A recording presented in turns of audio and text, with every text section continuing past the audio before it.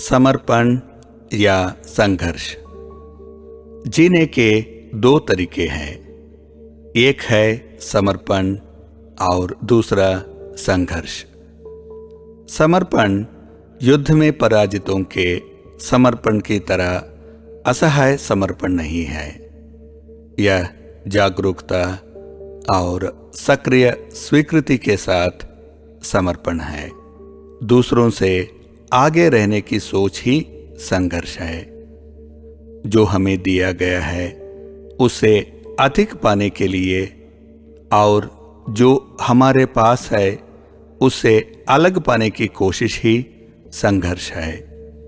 दूसरी ओर समर्पण हर जीवन क्षण के लिए कृतज्ञता है।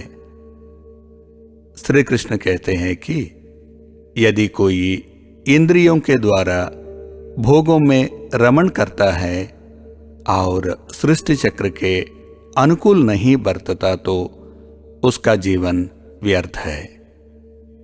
इंद्रियों की तृप्ति के पथ पर चल रहे किसी भी व्यक्ति के लिए यह संघर्ष का जीवन है, क्योंकि इंद्रियां कभी तृप्त नहीं हो सकती। यह संघर्ष तनाव, चिंता और दुख लाता है, जो व्यर्थ का जीवन है। श्री कृष्ण सृष्टि चक्र को वर्षा के उदाहरण से समझाते हैं।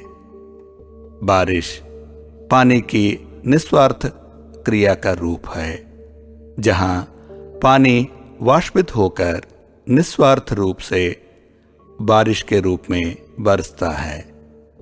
ऐसा निस्वार्थ कर्म ही सर्वोच्च शक्ति का स्रोत है। निस्वार्थ कर्मों के चक्र पर चलना ही समर्पण का जीवन है, जो हमें आनंदमय बनाता है।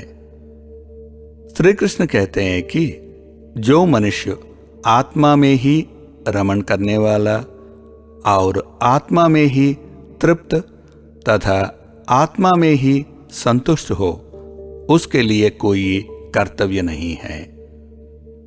ऐसा जीवन इंद्रियों से स्वतंत्र है, जहां अस्तित्व की इच्छा से अलग हमारी कोई इच्छा नहीं है।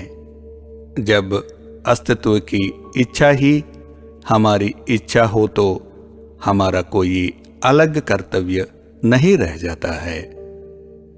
निस्वार्थ कर्म करते हुए हमारे रास्ता में जो कुछ भी आता है उसकी शुद्ध स्वीकृति है। उस महापुरुष का इस विश्व में ना तो कर्म करने से कोई प्रयोजन रहता है, ना कर्मों के ना करने से ही कोई प्रयोजन रहता है, तथा संपूर्ण प्राणियों में भी इसका किंचित मात्र भी स्वार्थ का संबंध नहीं रहता है। स्वयं के साथ तृप्त गीता में एक मूल उपदेश है, जो स्वयं में आनंदित और स्वयं से संतुष्ट है।